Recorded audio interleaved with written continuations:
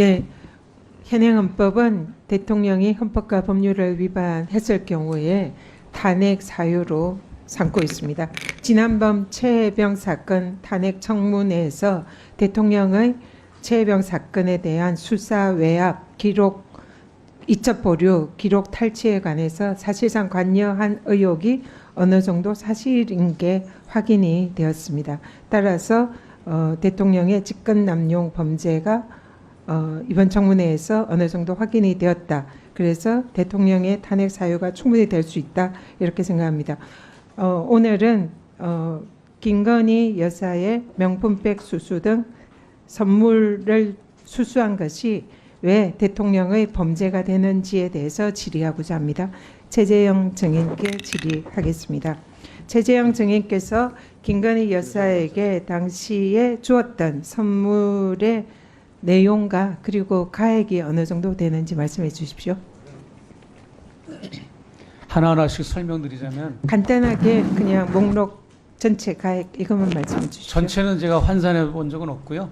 그냥 디올백 300만 원, 그다음에 샤넬 화장품 향수 세트 180만 원, 그다음에 고급 양주 모두 다 합해가지고 한 100만 원 정도, 그렇게 100만 원, 300만 원, 180만 원 이렇게 환산하시면 될 것 같습니다. 네, 지금 청탁금지법 제8조에 의하면 공직자들은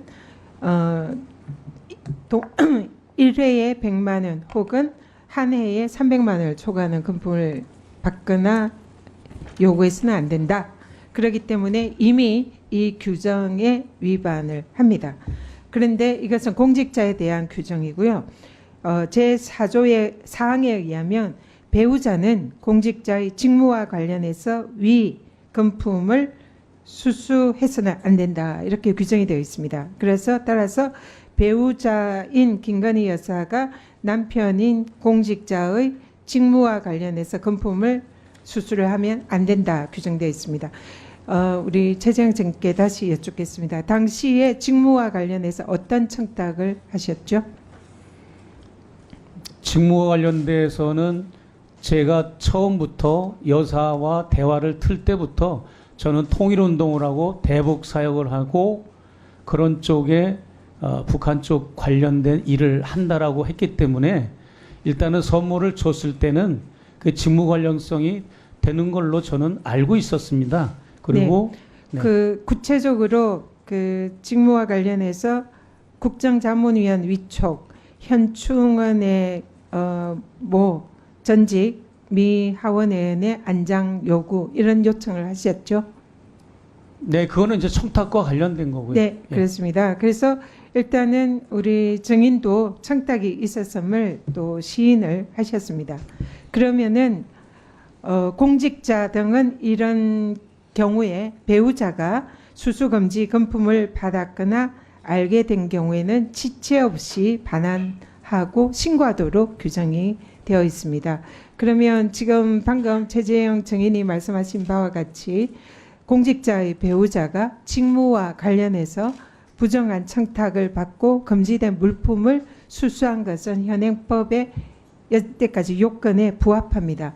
그러면 이 경우에 대통령인 공직자는 반드시 그 금품, 수수한 금품에 대해서 지체 없이 반환하고 또 서면으로 신고하도록 규정이 되어 있는데 대통령이 이 규정 위반한 거 맞죠?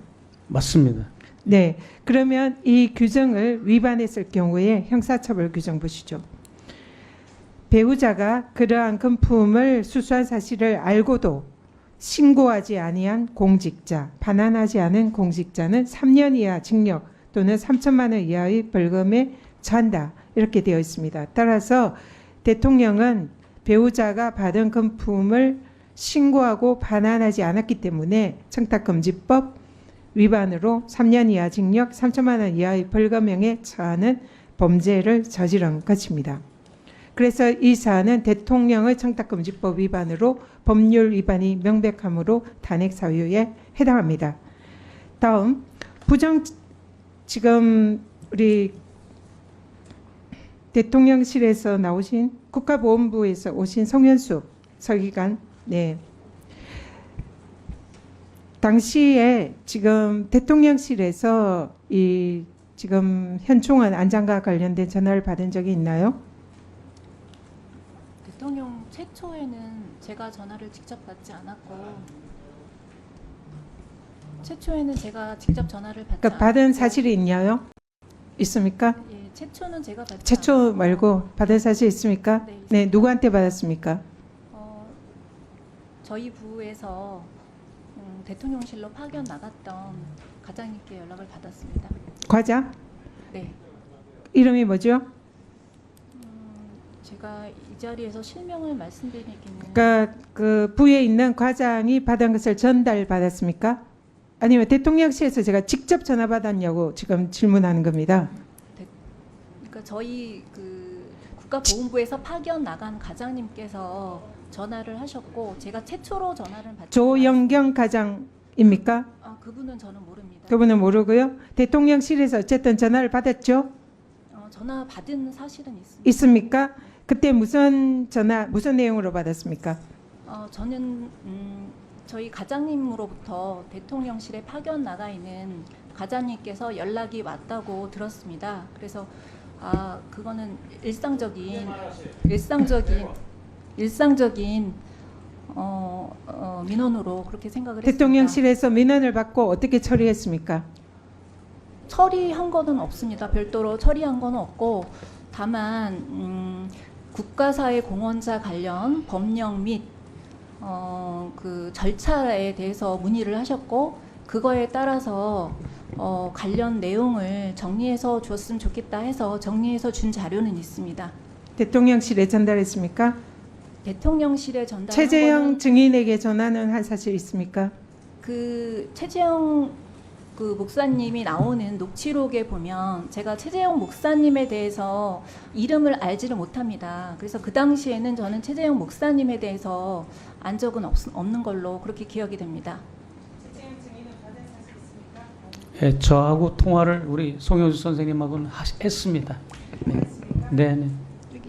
네, 청탁금지법에 의하면 부정한 청탁을 받은 공직자는 그에 따라서 직무를 수행해서는 안 됩니다.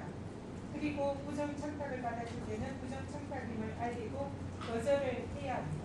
그런데 이것을 위반한 경우에는 송현숙 증인이 그것을 거절하고 부정하지 않았기 때문에 2년 이하의 징역 혹은 2천만 원 이하의 벌금에 처하는 청탁금지법 위반에 해당합니다. 이상입니다. 네, 수고하셨습니다. 더 하실 말씀 있어요? 네, 위원장님 지금 말씀 중에 제가 좀 보충 설명드릴 게 있는데요. 네, 짧게 얘기하세요. 예, 최재형 목사님한테 제가 그 녹취록에 보면 이름을 몰라서 물어보는 내용이 있기 때문에 제가 직접 전화를 건 것이 아니고 목사님으로부터 전화가 골려온 것으로 기억을 하고요. 지금 그 대통령실에서 전화가 온 거는 부정 청탁으로 해서 온 것이 아니고 저는 전에 듣기는 전 의원 관련해서 민원이 왔다고 그렇게 들었지 부정 청탁에 대해서 들은 바는 없습니다.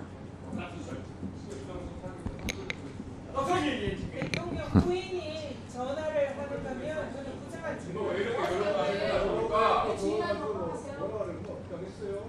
저기요. 서로 있잖아요. 부르르 좀 그만하세요. 몇 번 얘기합니까? 조배수 의원님 질의하세요.